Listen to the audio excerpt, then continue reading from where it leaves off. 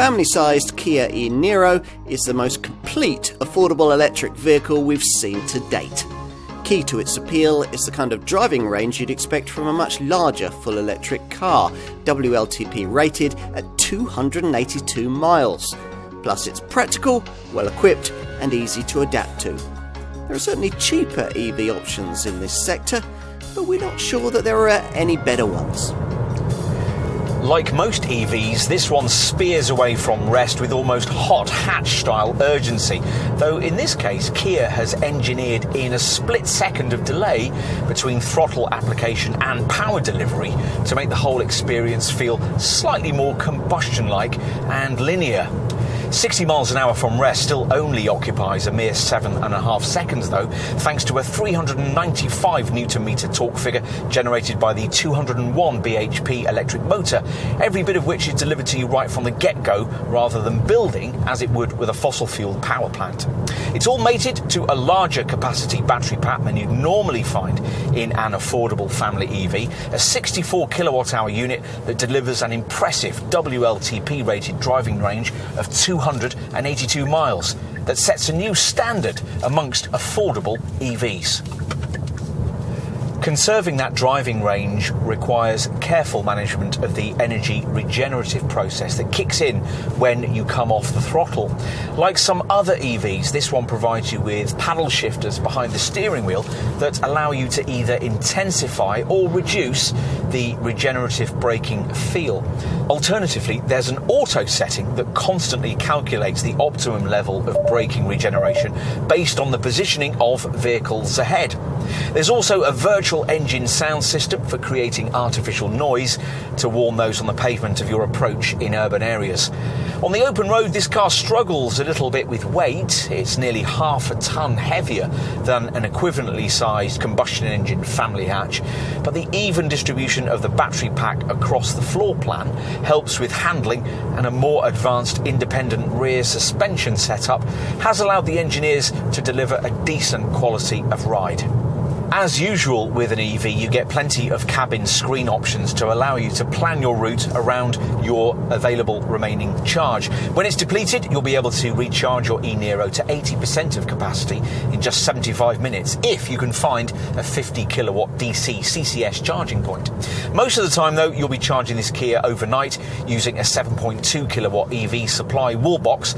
You'll have to pay a little extra to get installed in your garage. You can revive the cells from empty in this way in around 9.5 hours, which would use around £9 worth of electricity at current rates. If when you're out and about you're fortunate enough to find a 50 kilowatt DC fast charger, you'll be able to recharge the car from empty to 80% of capacity in just an hour and a quarter. In Kia range terms, the Niro's 4.37 metre length positions it somewhere between a Focus-sized Seed family hatch and a Qashqai-style mid-sized Sportage SUV. The car is nominally an SUV. In this case, Kia prefers the term crossover, hence the chunky stance, the integrated roof rails and muscular wheel arches that house large 17-inch diamond-cut two-tone aluminium rims. Conventional-looking EVs are often compromised in their basic design by the need, in other forms, to accommodate a bulky combustion engine. But all Niro variants feature electrification to some extent, and the priority with this one was to incorporate its bulky battery pack in a way that had as little impact as possible on cabin space. Have the designers managed that? Time to take a look inside.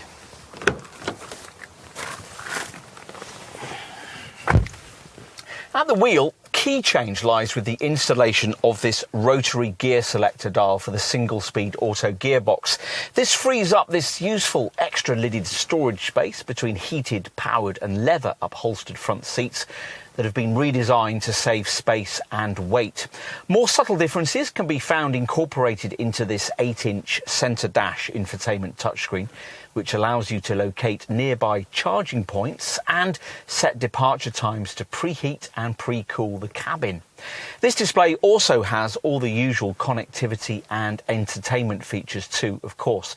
So there's navigation, voice control, Apple CarPlay or Android Auto smartphone mirroring, Bluetooth and an 8-speaker 320-watt JBL premium sound system with a DAB tuner. Plus, you get the full suite of Kia connected services. Most other key functions are covered off by the instrument display. You view through the leather-stitched 3-spoke steering wheel. This cluster incorporating a mixture of circular LED dials and a central 7-inch LCD screen.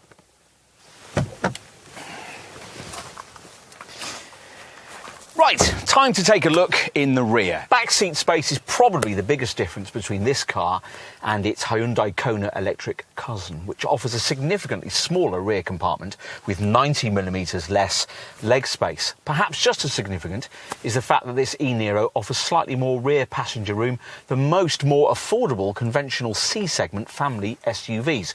Kia's mid-sized Sportage crossover, for instance, which may be lengthier externally but has a wheelbase 30mm shorter. You'll even fit in 3 adults back here slightly more easily than would be the case with most similarly sized rival models. That's thanks to the way that the relatively wide 1,805mm body provides 1,402mm of shoulder room. We'll finish with a look at the boot. Swing up the large tailgate and you'll find a very generously proportioned boot that's usefully square in shape and 451 litres in size, which is 69 litres more than you get on the self-charging hybrid variant and a massive 127 litres more than is offered by the PHEV Niro model. That's better than you get from most family hatchbacks and pretty close to the luggage capacity you'd enjoy with a conventionally engined family SUV. Let's make this as clear as it can possibly be. On paper, the E Niro makes more sense than any other compact, family-sized electric car. The only 2 models that can match this contender's driving range, Hyundai's Kona Electric and Kia's Soul EV, need the same powertrain to do so, but package it in a much smaller body shell that isn't really family-sized. The E Niro isn't huge inside either, but it'll be big enough for most buyers. Otherwise, the problems here are those that afflict all EVs. A restricted public charging infrastructure, the need for off-street parking, and of course, an ultimate restriction in driving range.